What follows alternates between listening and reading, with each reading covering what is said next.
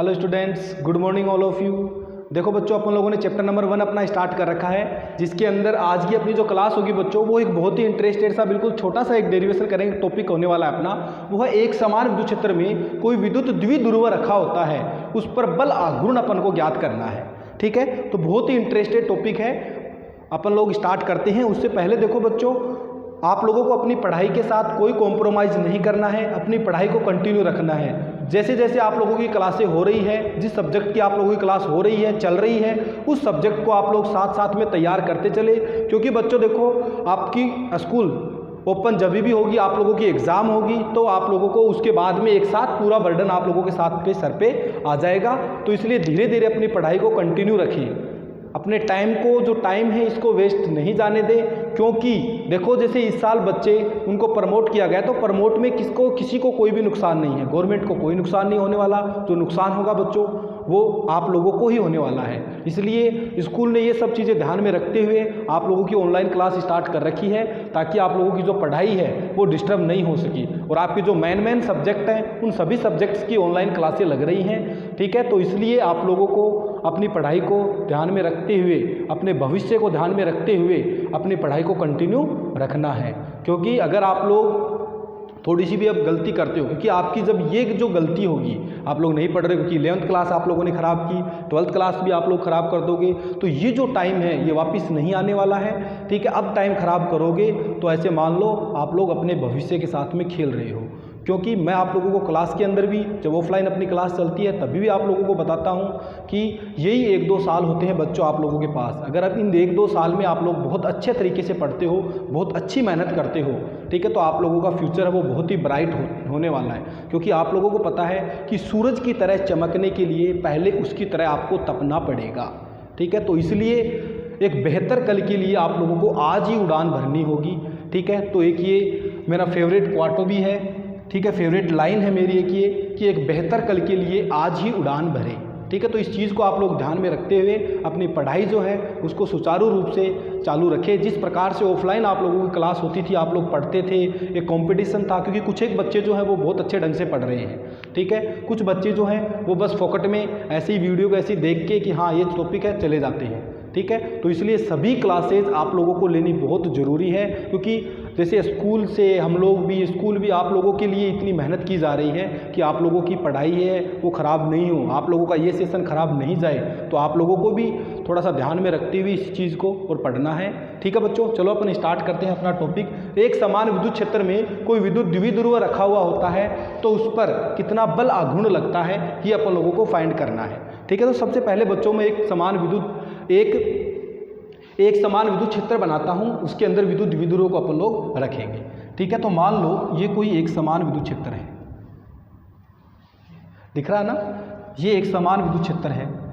एक समान विद्युत क्षेत्र दिखाने के लिए अपन ये पैरेलल लाइंस बना रहे हैं, क्योंकि मैं आप लोगों को मैंने बताया भी है कि विद्युत क्षेत्र को रिप्रेजेंट करने के लिए बच्चों अपन लोग विद्युत क्षेत्र रेखाएं बनाते हैं। तो जब विद्युत क्षेत्र रेखाएं समांतर होती हैं, एक दूसरे के समांतर होती है, तो वहाँ पर उस के अंदर विद्युत क्षेत्र, हर पॉइंट पर जो विद्युत क्षेत्र होगा वो समान होगा। ठीक है, ये बात मैंने आप लोगों को एक सवाल में भी बताया था। जब विद्युत क्षेत्र रेखाएं अपन ने विभिन्न आवेश विन्यासों के कारण, वो जो वीडियो उसके अंदर लास्ट में मैंने एक सवाल करवाया था आप लोगों को कि EA बराबर EB और EA ग्रेटर देन EB का एक क्वेश्चन आप लोगों को करवाया था।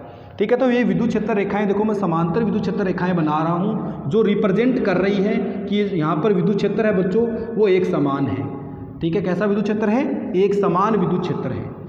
ठीक है, इस प्रकार से ये मैंने एक इलेक्ट्रिक फील्ड को रिप्रेजेंट किया है। यहाँ पर इस इलेक्ट्रिक फील्ड के अंदर अगर मैं एक विद्युत द्विध्रुव रखूंगा तो इस पर कितना बल आघूर्ण लगेगा, ये अपन लोगों को निकालना है। ठीक है, तो विद्युत क्षेत्र अपन ने बनाया कि यहाँ पर एक ऐसा विद्युत क्षेत्र है, एक समान विद्युत क्षेत्र, क्योंकि अपन को बोला है इसके अंदर कि एक समान विद्युत क्षेत्र के अंदर द्विध्रुव पर बल आघूर्ण निकालना है। ठीक है, तो मैंने एक समान विद्युत क्षेत्र बना दिया। अब इसके अंदर क्या करना है, एक विद्युत द्विध्रुव अपन रखेंगे। अब विद्युत द्विध्रुव क्या होता है, बार बार मैं आप लोगों को बता रहा हूँ कि कोई दो समान परिमाण तथा विपरीत प्रकृति के आवेश बहुत कम दूरी पर रखे हुए होते हैं, तो इस प्रकार से जिस निकाय का निर्माण होता है बच्चों वो विद्युत द्विध्रुव कहलाता है। ठीक है, तो अपन को एक विद्युत द्विध्रुव रखना है। मैं मानता हूँ कि वो विद्युत द्विध्रुव, मान लो मैं किसी कोण थीटा पर इसमें रख देता हूँ, किसी कोण थीटा पर एक विद्युत द्विध्रुव मैंने ऐसे रख दिया। ये एक विद्युत द्विध्रुव मैंने रखा है, जिस पे मान लो मैंने यहाँ पर माइनस क्यू आवेश रखा हुआ है और यहाँ पर प्लस क्यू आवेश रखा है, यानी ए बी एक विद्युत द्विध्रुव है। ए बी एक विद्युत द्विध्रुव है जिस पर एक बिंदु ए पर माइनस क्यू आवेश है तथा बिंदु बी पर प्लस क्यू आवेश रखा हुआ है। ठीक है, अब आपको पता है विद्युत द्विध्रुव के जो होता है उसमें दो आवेशों के बीच की दूरी अपन 2a लेते चल रहे हैं। तो इन दो आवेश जो रखे हुए हैं इनके मध्य ये जो दूरी है बच्चों ये है 2a। ये 2a दूरी अपन ने मान ली कि 2a दूरी पर ये कोई दो आवेश रखे हुए हैं, समान परिमाण के हैं, विपरीत प्रकृति के हैं, मतलब ये एक विद्युत द्विध्रुव का निर्माण कर रहे हैं। ठीक है, ये जो विद्युत द्विध्रुव रखा है बच्चों ये मान लो किसी कोण थीटा पर रखा हुआ है। ये जो विद्युत क्षेत्र बनाया है इस विद्युत क्षेत्र से किसी कोण थीटा पर अपन ने इस ए बी विद्युत द्विध्रुव को रखा है। राइट, अब मेरे को एक चीज़ बताओ कि जो प्लस क्यू आवेश होता है, मैंने आप लोगों को पीछे की क्लास में बताया कि जब विद्युत क्षेत्र अपन ने पढ़ना स्टार्ट किया था उस विद्युत क्षेत्र वाले जो वीडियो है उसके अंदर मैंने बहुत अच्छे से आप लोगों को बताया है कि जो प्लस क्यू आवेश होता है उस पर जो बल होता है बच्चों वो विद्युत क्षेत्र की दिशा में लगता है, और माइनस क्यू आवेश पर जो बल है बच्चों वो विद्युत क्षेत्र की विपरीत दिशा में लगता है। ठीक है, तो देखो मान लो ये ऐसे एक विद्युत क्षेत्र है, मैंने एक डायग्राम बना के भी आपको बताया था, इसमें एक प्लस क्यू आवेश रखा हुआ है, एक प्लस आवेश रखा हुआ है। इस प्लस क्यू आवेश पर जो बल होगा बच्चों वो विद्युत क्षेत्र की दिशा में लगता है। इस प्रकार से विद्युत क्षेत्र की दिशा में इस प्लस क्यू आवेश पर बल लगेगा। अब उस बल का मान कितना होगा तो वो अपन ने निकाला था कि E बराबर होता है अपने पास में F बटे Q। तो यहाँ से F की वैल्यू क्या आएगी बोलो, F बराबर Q इंटू ई। इस Q को इधर लेके चले गए तो F बराबर क्या आएगी Q इंटू ई।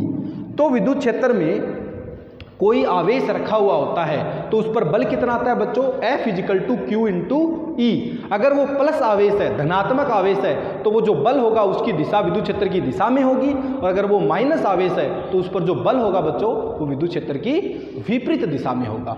तो यहाँ पर ये प्लस आवेश है, इस पर जो बल लगेगा बच्चों वो लगेगा F equal to Q into E, इधर लगेगा यानी विद्युत क्षेत्र की दिशा में लगेगा। और अगर यहाँ पर मैं माइनस क्यू आवेश रखूंगा, मान लो ये माइनस क्यू आवेश यहाँ पर रखा हुआ है, तो इस माइनस क्यू आवेश पर जो बल होगा बच्चों वो विद्युत क्षेत्र की विपरीत दिशा में लगेगा। विपरीत दिशा मतलब देखो विद्युत क्षेत्र की दिशा इधर है, ये इलेक्ट्रिक फील्ड लाइन्स अपन ने बनाई है, विद्युत क्षेत्र रेखाएं बनाई है जिसमें एरो साइन लगा हुआ है, विद्युत क्षेत्र की दिशा इस दिशा में है, तो इस पर बल किस दिशा में लगेगा, इस दिशा में लगेगा। कितना लगेगा, F equal to minus Q E, ऐसे वेक्टर फॉर्म में लिखा है, तो इस पर बल कितना लगेगा, F equal to minus Q E. ठीक है, तो इस प्रकार से अपन यहाँ पर ये कंसेप्ट है वो यहाँ पर काम में लेंगे कि प्लस आवेश पर जो बल होगा वो विद्युत क्षेत्र की दिशा में लगेगा, और माइनस आवेश पर जो बल होगा बच्चों वो विद्युत क्षेत्र की विपरीत दिशा में लगेगा। ठीक है, तो देखो यहाँ पर ये प्लस क्यू आवेश यहाँ पर रखा हुआ है, यहाँ पर ये प्लस क्यू आवेश रखा हुआ है, तो इस आवेश पर विद्युत बल की दिशा किधर होगी, बोलो किधर होगी, विद्युत क्षेत्र की दिशा में। किधर होगी, विद्युत क्षेत्र की दिशा में। तो इस पर बल किधर लगेगा, इधर लगेगा। ये आ गई बल की दिशा इस पर। अब कितना बल लगेगा वो मैंने बताया आपको, F equal to Q E. तो इस पर बल कितना लगेगा, F equal to Q into E, ये लगेगा इस पर बल विद्युत क्षेत्र की दिशा में। ठीक है, ये गहरी लाइन कर देता हूँ, थोड़ी आपको दिख नहीं रहा होगा।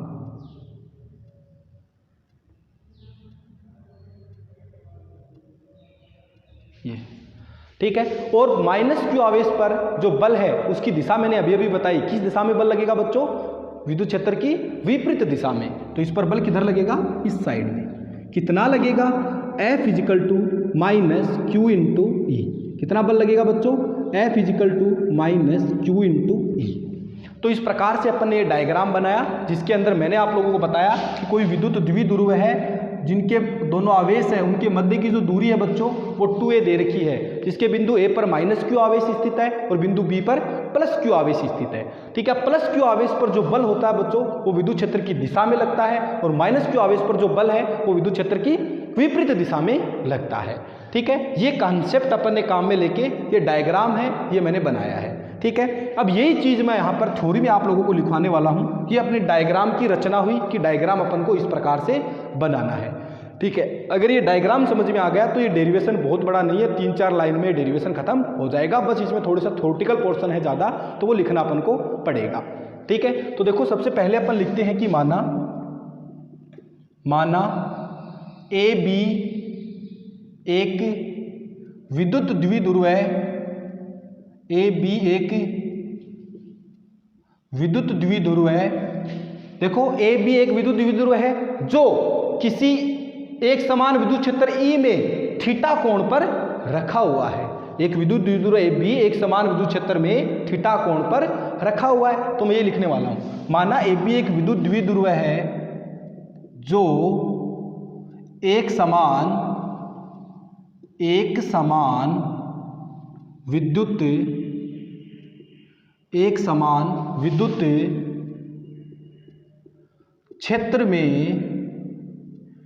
क्षेत्र में थीटा कोण पर रखा है। एक समान विद्युत क्षेत्र ई में, ऐसे लिख लो, एक समान विद्युत क्षेत्र ई में थीटा कोण पर रखा है, जिसमें क्या है, प्लस क्यू आवेश पर बल F बराबर QE विद्युत क्षेत्र की दिशा में लगता है तथा माइनस क्यू आवेश पर बल F equal to minus QE विद्युत क्षेत्र की विपरीत दिशा में लगता है।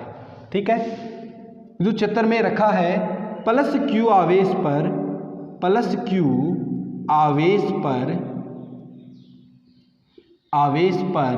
बल F vector equal to QE vector विद्युत क्षेत्र की दिशा में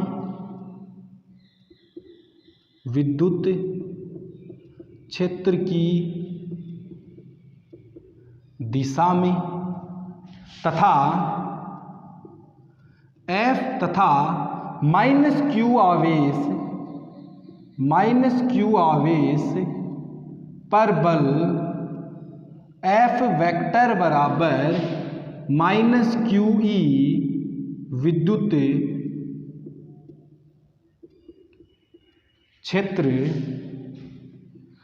क्षेत्र की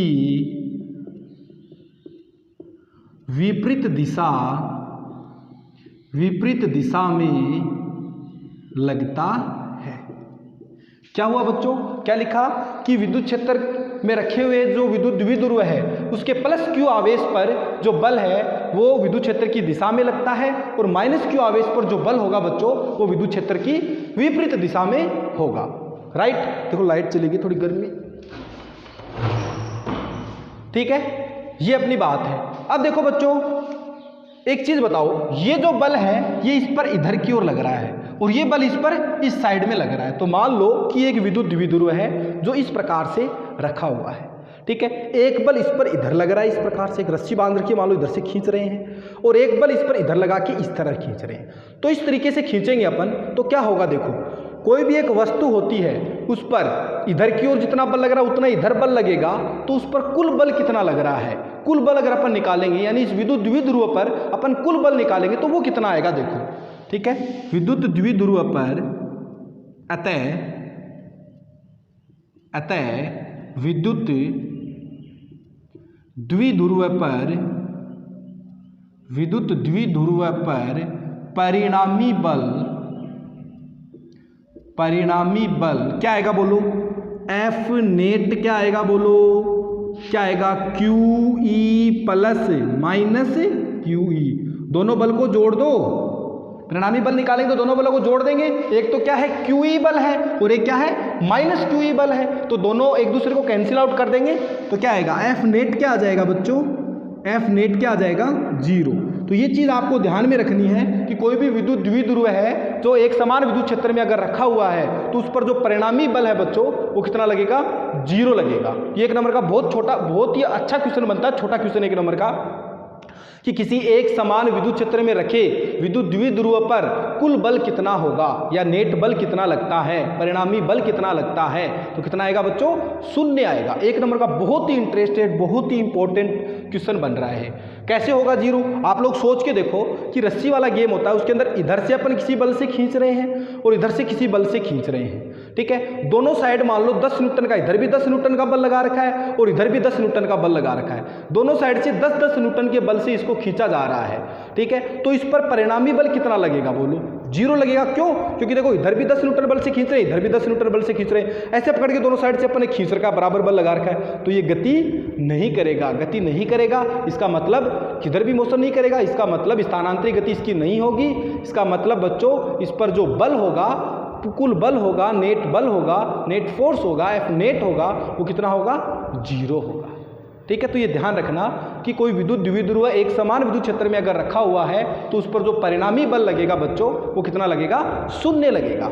ठीक है, ये तो अपनी ये कहानी हुई। अब देखो इस पर परिणामी बल अगर 0 है, इस पर परिणामी बल 0 है, किस प्रकार से है देखो, इधर बल लग रहा है और इधर ऐसे बल लग रहा है, ऐसे। अब देखो ऐसे बल लगता है किसी वस्तु पर, इधर बल लगा रखा है और मैंने इधर बल लगा रखा है। जब ऐसे बल लगता है, ध्यान से देखना, जब ऐसे बल लगता है तो ये वस्तु क्या गति करेगी? ऐसे देखो घूर्णन गति करने लगती है ऐसे, क्योंकि आगे तो किसके की नहीं तो ये इधर जाएगी और नहीं ये इधर जाएगी, ये ऐसी कैसी रहेगी और ऐसे घूमने लगेगी बस ऐसे। ठीक है, तो इस प्रकार से बच्चों इसके ऊपर परिणामी बल है वो कितना आ जाएगा? 0 आ जाएगा और ये स्थानांतरीय गति नहीं करेगी। तो अपन लिख सकते हैं कि अर्थात विद्युत द्विध्रुव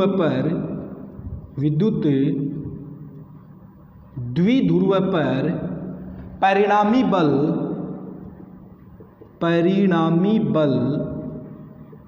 0 होगा, परिणामी बल 0 होगा, जिससे विद्युत द्विध्रुव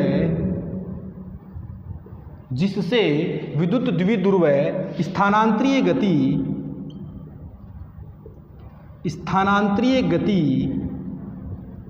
नहीं करेगा। स्थानांतरीय गति कौन सी होती है? जिस गति के अंदर एक वस्तु का स्थान चेंज होता हो, यानी एक स्थान से दूसरे स्थान पर वो जाती हो। जबकि इसके अंदर क्या होगा देखो, इस प्रकार से अगर विद्युत द्विध्रुव है तो आप लोग खुद सोच के देखो, एक लकड़ी ली आपने या फिर एक रोड ली, एक छड़ ली, एक लकड़ी ली, उसके इधर धागा बांध के अपन खींच रहे हैं और इधर धागा बांध के खींच रहे हैं, तो क्या ये एक स्थान से दूसरे स्थान पर बराबर बल से खींच रहे हैं? एक स्थान से दूसरे स्थान पर खिसक के जाएगी क्या? नहीं जाएगी, ये बस ऐसे घूर्णन करने लग जाएगी। ये क्या करने लग जाएगी? घूर्णन करने लग जाती है। तो इस प्रकार से विद्युत द्विध्रुव है उस पर परिणामी बल 0 होगा, जिसके कारण क्या होगा? ये स्थानांतरीय गति इसकी नहीं होगी। अब स्थानांतरीय गति तो नहीं हो रही है, एक प्रकार की गति इसमें हो रही है। क्या हो रही है देखो, ये ऐसे घूर्णन कर रही है। तो देखो ये जो एक बल, देखो कोई भी वस्तु होती है उस पर मान लो ये एक वस्तु है, इसके इस पॉइंट पर मैं इधर बल लगाया और इस पॉइंट पर इधर बल लगाया। जब मैं इसको ऐसे पकड़ के खींचता हूँ तो इसमें नहीं तो स्थानांतरीय गति होती है और नहीं क्या होती है बच्चों? कौन सी गति? घूर्णन गति होती है, क्योंकि ये बल परिणामी बल इस पर 0 आ गए, किधर भी नहीं खिसक के जाएगी।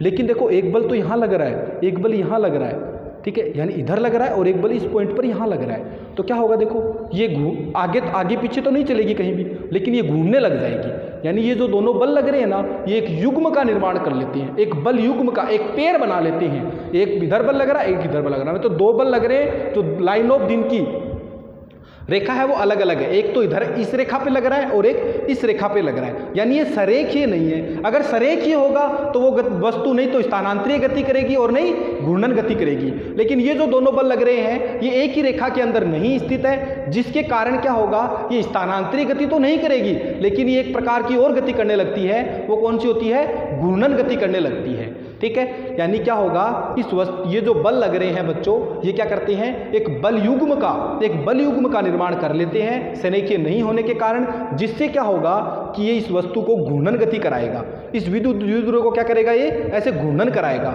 घूर्णन करा के किधर लेके जाएगा देखो, ये बल इसको इधर पकड़ के खींचेगा, ये बल इसको इधर पकड़ के खींचेगा, ऐसे पकड़ के खींचेगा। तो देखो ये मार्कर मान लो ऐसे है, ठीक है, इसको ऐसे इधर से इधर पकड़ के खींचा और इससे इधर, तो क्या होगी, ये देखो ऐसे आ जाएगा। यानी ये जो बल युग्म जो बना है, ये वाला और ये वाला, एक बल युग्म का जो निर्माण हुआ है, ये बल युग्म क्या करेगा, इस विद्युत द्विध्रुव को विद्युत क्षेत्र में की दिशा में लाने का प्रयास करेगा। ऐसे तो घुमाएगा, तो इस विद्युत द्विध्रुव को क्या करेगा, ये विद्युत क्षेत्र की दिशा में लाने का प्रयास करता है, जिससे इसमें एक बल आघूर्ण उत्पन्न हो जाता है। उस बल आघूर्ण का मान अपन को निकालना है। क्या करना है, इसमें एक बल आघूर्ण उत्पन्न हो जाएगा, उस बल आघूर्ण का मान अपन लोग निकालेंगे।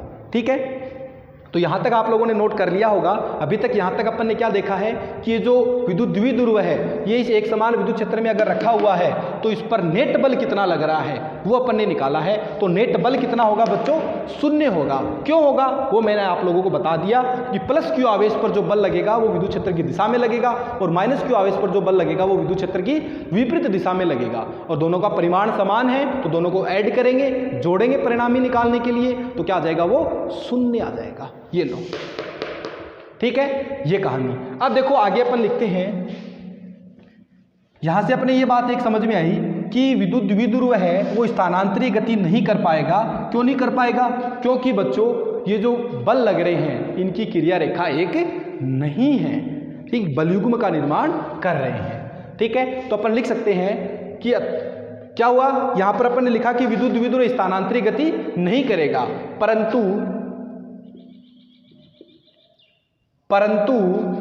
दोनों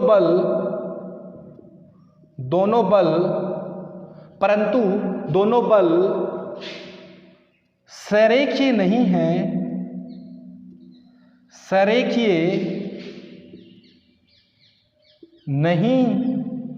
सरेखीय नहीं होने के कारण क्या है बच्चों, देखो ये दोनों बल जो है ये सरेखीय नहीं है, तो क्या करेंगे, ये इसको घूर्णन गति कराएंगे, एक बलयुग्म का निर्माण कर लेंगे। एक बलयुग्म बन रहा है, एक बल का युग्म बन रहा है, एक पेड़ बन रहा है। वो बलयुग्म क्या करेगा, इसको विद्युत क्षेत्र की दिशा में लाने का प्रयास करेगा। ठीक है, तो परंतु दोनों बल सरेखीय नहीं होने के कारण एक बलयुग्म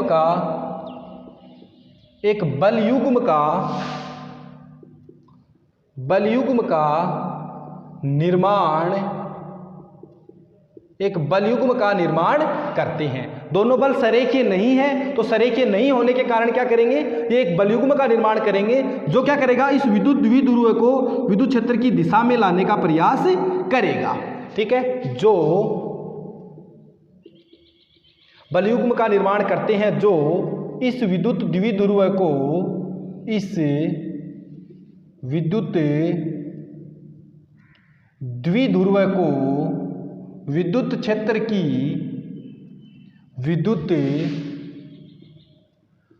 क्षेत्र की दिशा में लाने का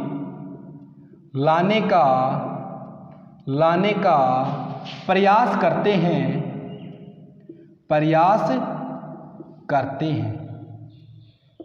ठीक है, जो क्या करेंगे, इस विद्युत द्विध्रुव को विद्युत क्षेत्र की दिशा में लाने का प्रयास करेंगे। यानी क्या करेंगे, देखो ये मार्कर यहाँ पे रखा हुआ, मान लो विद्युत द्विध्रुव है, एक बल इसको इधर खींच रहा है, एक बल उसको उधर खींच रहा है, तो क्या होगा, ये ऐसे घूमेगा, ऐसी तो गति करेगा। यानी क्या कर रहा है, ये विद्युत क्षेत्र की दिशा में आ रहा है। ठीक है, जिससे क्या होगा, जिससे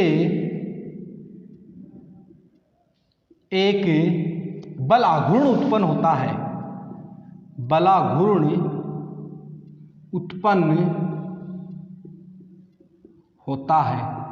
अब वो कितना होगा वो अपन लोगों को निकालना है। तो बलाघूर्ण क्या होता है, देखो, अतः अपन निकालेंगे, इसका फॉर्मूला लिखता हूं, अतः बलाघूर्ण इजिकल टू क्या होगा, किसी एक आवेश पर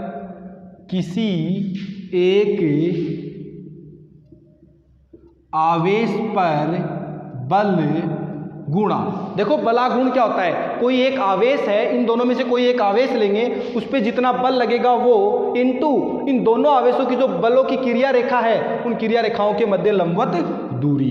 तो दोनों बलों के गुणा दोनों बलों या फिर बलों के, डायरेक्ट लिख लो, बलों की क्रिया रेखाओं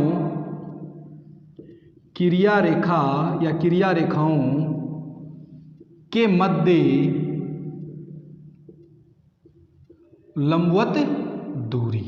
ध्यान से समझना, अभी थोड़ा ध्यान से समझना। देखो बलाघूर्ण जो होता है बच्चों, इसको टॉर्क से लिखते हैं। किससे लिखते हैं, टॉर्क से। यह आप लोगों ने पिछली क्लास में पढ़ा है। अब जो टॉर्क होता है वो होता है किसी एक आवेश पर बल। कोई सा भी एक आवेश ले लो, उस पर बल है, उसका परिमाण आप लोगों को लेना है। तो कितना बल लग रहा है बोलो, QE बल लग रहा है। बल कितना लग रहा है, QE। तो बल का क्या ले लिया मैंने, परिमाण ले लिया QE, गुणा किसी एक आवेश पर बल कितना आया, QE, इनटू बलों की क्रिया रेखाओं के मध्य लंबवत दूरी। तो ध्यान से देखना, ये जो बल लग रहा है इसकी क्रिया रेखा कौन सी है, ये है ऐसे, इसी यही तो है इसकी क्रिया रेखा ये। और ये जो बल लग रहा है इसकी क्रिया रेखा कौन सी है, ये है ऐसे, ये इस बल की क्रिया रेखा है। इस बल की क्रिया रेखा यही तो होगी बच्चों, इस बल की क्रिया रेखा ये होती है। जिस लाइन के अनुदिश बल लगता है वो उसकी क्रिया रेखा होती है।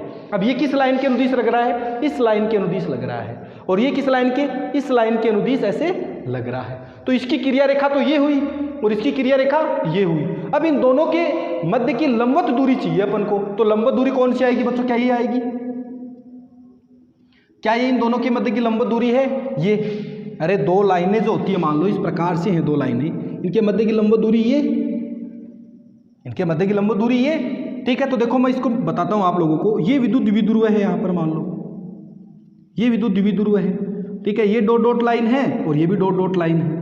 तो इसको मैं पॉइंट सी ले लेता हूं, ये ए लिखा हुआ है और ये बी लिखा हुआ है, ये कोण थीटा है, ये रहा, ठीक है। ये भी तो थीटा ही होगा, ये भी थीटा ही होगा, ये भी थीटा ही होगा, ठीक है। एकांत आपको पता है, तो ये कोण थीटा होगा, ये भी थीटा होगा, ये भी थीटा होगा, ये भी थीटा होगा, तो ये कोण थीटा है। इस प्रकार से डायग्राम बना हुआ है, ठीक है। इस प्रकार से विद्युत क्षेत्र रेखाएं हैं, इसकी क्रिया रेखा ये है और इसकी क्रिया रेखा ये है, ऐसे बल लग रहा है, तो इसकी क्रिया रेखा ये होगी और इसकी क्रिया रेखा ये होगी, ठीक है, इस प्रकार से। अब मैं क्या करता हूं बच्चों, ये जो ट्राइंगल है, ये जो ट्राइंगल बना है, इसके अंदर मैं लंबवत दूरी ये निकालना चाहता हूं। कौन सी दूरी? ये दूरी। ये दूरी आपको पता है 2a है, ये दोनों आवेश रखे उनके मध्य की दूरी 2a होगी ये, ठीक है। अपन को तो ये दूरी चाहिए, कौन सी? यहां पर मैं सी पॉइंट लिख लिया। कौन सी दूरी चाहिए बोलो? BC दूरी चाहिए। कौन सी दूरी चाहिए? BC दूरी चाहिए। तो BC दूरी अपन कैसे निकालेंगे? इस त्रिभुज से निकालेंगे। ये जो त्रिभुज है ना, ये जो त्रिभुज बना है, कौन सा? ABC। इस ABC त्रिभुज से अपन क्या करेंगे? ये दूरी निकालेंगे। तो देखो इस ABC त्रिभुज से अगर ये दूरी निकालोगे तो क्या आएगी समझना। मैं लेता हूं त्रिभुज ABC में, इस AB त्रिभुज में साइन थीटा निकालो। साइन थीटा क्या आता है बोलो? लंब बटे कर्ण, लाल बट्टे कक्का से लंब बट्टे कर्ण आता है। तो देखो लंब कितना दे रखा है इसका? BC। इस त्रिभुज का लंब कितना है? BC। और कर्ण कितना है? AB। क्या है बच्चों? A into A/AB, sorry AB, ठीक है। तो साइन थीटा क्या आ गया? साइन थीटा बराबर BC बटे A। देखो AB क्या दे रखा है? 2a। AB क्या है? 2a। तो क्या आ जाएगा? BC बटे 2a। क्या आ गया बच्चों? BC बटे 2a। अपन को तो क्या चाहिए? ये लंबवत दूरी चाहिए BC। तो BC निकालो, यहाँ से 2a को इधर साइन थीटा की तरफ भेज दो, क्रॉस मल्टीप्लाई कर दो, 2a को साइन थीटा की तरफ भेज दो। तो BC क्या आएगा? BC बराबर 2a साइन थीटा। क्या आएगा बच्चों? BC बराबर 2a साइन थीटा। तो यहाँ पर लंबवत दूरी कौन सी है? BC। कौन सी है लंबवत दूरी? BC। तो यहाँ पर क्या लिख दिया मैंने? BC। अब मान रख दो QE। BC का मान आपके पास में क्या है बोलो? BC का मान क्या है? 2a sine theta. तो 2a साइन थीटा। बोलो इतनी बात समझ में आ गई? बोलो इतनी बात समझ में आ गई? इस डायग्राम से, इस ट्राइंगल से मैंने साइन थीटा निकाला है, आप लोग निकाल सकते हो। और मैंने ये BC क्यों लिया? क्योंकि इनके लंबवत की जो दूरी है बच्चों वो BC है। इस लाइन के और इस लाइन के जो लंबवत दूरी है वो BC है, ठीक है। तो इसको मैं मिटा रहा हूँ, यहाँ से मिटा दूँ, ये लो, ठीक है। ये आपको साइड में लिखना है। देखो इसको आगे सोल्व करते हैं।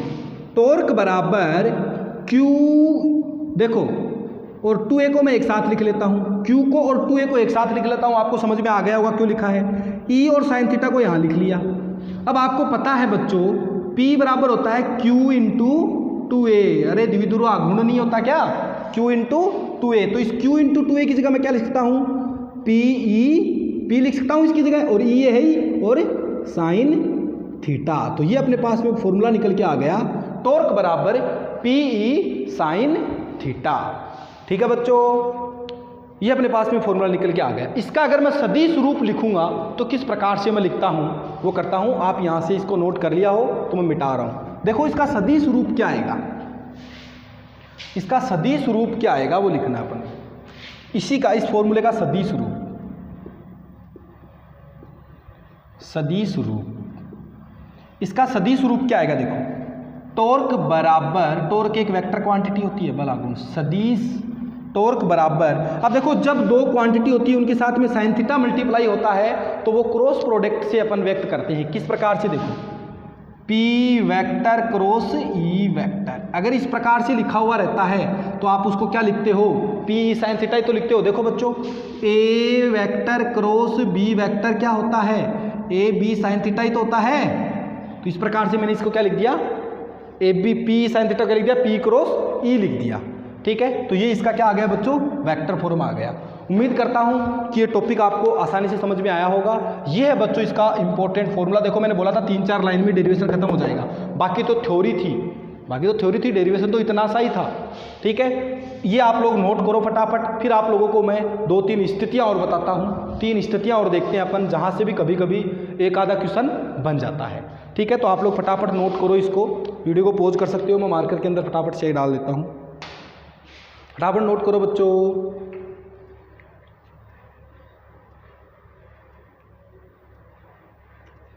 बोलो कर लिया नोट? बोलो कर लिया क्या? मिटा दूं? बहुत आसान है बच्चों, ये टॉपिक एकदम हलवा है, मिटा रहा हूं। देखो अपन पढ़ते हैं विशेष स्थितियां। स्थिति क्या होती है? जिस बच्चे को कोई दिक्कत आ रही हो तो वीडियो को रिवर्स करके आप लोग देख सकते हो। ठीक है, अपन को देखनी है विशेष स्थितियां कौन कौन सी हैं, वो देखेंगे। विशेष स्थितियां, कुछ कंडीशंस देखते हैं अपन, क्या क्या कंडीशंस हो सकती हैं। विशेष स्थितियां जिसमें है, पहली है स्थिति नंबर 1। पहली क्या है? स्थिति नंबर 1। स्थिति फर्स्ट क्या है? स्थिति फर्स्ट है कि जब ये थीटा का मान, अपन थीटा का मान चेंज कर करके स्थिति बनाएंगे कि जब थीटा का मान 0 डिग्री हो, थीटा का मान 0 डिग्री हो, मतलब मैं यहाँ पर लिख के बताता हूँ, देखो जब थीटा बराबर 0 डिग्री हो तो थीटा जब 0 डिग्री होगा तो टॉर्क क्या आया अपने पास में, पी ई साइन थीटा आया है। टॉर्क का फॉर्मूला ये है, थीटा की जगह क्या लिखना है, 0 डिग्री, तो टॉर्क बराबर पी ई साइन 0 डिग्री। अब साइन 0 की वैल्यू बोलो कितनी होती है, 0, तो ये पूरी टर्म क्या हो जाएगी, 0। क्या हो जाएगी बच्चों, 0, क्योंकि साइन 0 बच्चों क्या होता है, 0 होता है। ठीक है, अब टॉर्क 0 से क्या मतलब हुआ, थीटा की वैल्यू 0 से क्या मतलब हुआ, समझो। थीटा की वैल्यू 0, थीटा 0 मतलब ये ऐसे हो, ऐसे रखा हुआ। देखो अब कोण 0 डिग्री नहीं बन रहा, क्या इधर प्लस क्यू आवेश है, इधर माइनस क्यू आवेश है। क्या दोनों के बीच में जो कोण है बच्चों, ये जो ब्लैक मान लो कि इसकी जो कैप है मार्कर की, ये माइनस आवेश है, और ये इधर वाला जो एंड है, इधर वाला जो सिरा है वो प्लस आवेश है। तो ऐसे रखा हुआ होगा, इसका मतलब कितना कोण है, 0 डिग्री कोण बन रहा है। तो ऐसे रखा होगा तो टॉर्क 0 होगा। टॉर्क 0 क्यों है, टॉर्क मतलब बल आघूर्ण, इसको घुमाने की प्रवृत्ति। बल आघूर्ण मतलब समझ सकते हो, इसको घुमाने की प्रवृत्ति, इस द्विध्रुव को घुमाने की जो प्रवृत्ति है वो 0 आई है। तो देखो ऐसे रखा हुआ है, ऐसे रखा होगा तो ये प्लस क्यू आवेश है, इस पर बल किधर लगेगा, इस दिशा में लगेगा, ऐसे लगेगा। और इस पर बल किधर लगेगा, माइनस क्यू पर, इस दिशा में लग रहा है, देखो लग रहा है, इस पर इधर लग रहा है, तो इस दिशा में लगेगा। तो देखो दोनों बराबर बल लग रहे हैं, ऐसे इस पर भी इतना ही बल लग रहा है, उस पर भी इतना ही बल लग रहा है, दोनों बराबर बराबर बल लग रहे हैं। तो देखो ये नहीं तो घूर्णन करेगा ऐसे, और नहीं क्या होगा बच्चों, स्थानांतरित गति करेगा, यानी ये क्या होगा, अपनी स्थायी साम्यावस्था में होगा। तो जब थीटा 0 डिग्री होता है तो वो कौन सी साम्यावस्था होती है बच्चों, स्थायी साम्यावस्था। ध्यान से समझना, देखो कोई ये रस्सी है, इसको ऐसे रख दिया, मान लो एक आदमी इसको इधर से पकड़ के खींच रहा है, इधर से, दोनों साइड से ऐसे पकड़ के खींच रहे हैं। तो देखो अब ये नहीं तो घूर्णन गति कर रही है और नहीं ये स्थानांतरित गति कर रही है, यानी ये साम्य अवस्था में है, रुकी हुई है, रेस्ट पर है, साम्य अवस्था में है, यानी इस पर जो बल लग रहे हैं वो कुल 0 है, नेट बल 0 है, मतलब ये साम्य अवस्था में है। तो ये कौन सी साम्य अवस्था के अंदर होगी, स्थायी साम्य अवस्था के अंदर होगी, नहीं तो इधर जाएगी, नहीं इधर जाएगी, नहीं ऐसे घूमेगी, नहीं ऐसे घूमेगी। ठीक है, तो ये जो स्थिति होती है बच्चों, ये स्थायी साम्य अवस्था की स्थिति होती है। तो बोल सकते हैं इस स्थिति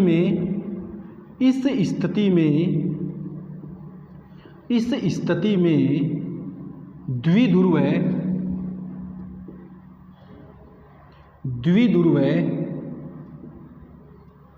स्थायी साम्य अवस्था में होगा, स्थायी साम्य अवस्था में होगा। ठीक है, तो कभी कभी 1 नंबर का छोटा क्वेश्चन ऐसे भी आ जाता है, जैसे ये डेरिवेशन आ गया, उसके बाद में लास्ट में लिख दिया कि स्थायी साम्य अवस्था की स्थिति बताइए, या विद्युत द्विध्रुव किस स्थिति में स्थायी साम्य अवस्था में होगा। तो किस स्थिति में होगा, जब जो थीटा है वो 0 डिग्री होगा, यानी विद्युत द्विध्रुव को जब अपन 0 डिग्री कोण पर रखेंगे। अब देखते हैं अपनी स्थिति नंबर 2। स्थिति नंबर 2 क्या है, देखो स्थिति नंबर 2 क्या है, जब थीटा बराबर 180 डिग्री हो तो थीटा बराबर 180 डिग्री से क्या मतलब है, देखो टॉर्क क्या आएगा, पी ई साइन 180। अब साइन 180 फिर जीरो होता है, तो ये क्या आ गया, जीरो आ गया, टॉर्क जीरो आ गया। ठीक है, समझो। देखो 180 का मतलब प्लस, देखो ये कोण यहाँ पर कुछ कोण बन रहा है, 180 कोण कैसे बनेगा, इसको इधर लेके चला जाऊंगा ऐसे, यानी प्लस क्यू आवेश अब इधर आ गया और माइनस क्यू आवेश इधर आ गया। प्लस क्यू तो इधर आ गया और माइनस क्यू आवेश इधर आ गया। अभी भी देखो ये साम्य अवस्था के अंदर ही है, लेकिन ये इसकी साम्य अवस्था वो स्थायी नहीं है। क्यों? क्योंकि प्लस क्यू आवेश पर बल इस दिशा में लगेगा, माइनस क्यू आवेश पर बल इस दिशा में लगेगा। है तो ये साम्य अवस्था, लेकिन ये स्थायी नहीं है। यहाँ से द्विध्रुव वापिस से घूमने लग जाएगा। तो जब थीटा 180 डिग्री होगा तो वो जो साम्य अवस्था की स्थिति होगी बच्चों, वो कौन सी होगी, अस्थायी साम्य अवस्था होगी। ठीक है, तो अपन लिख सकते हैं इस स्थिति में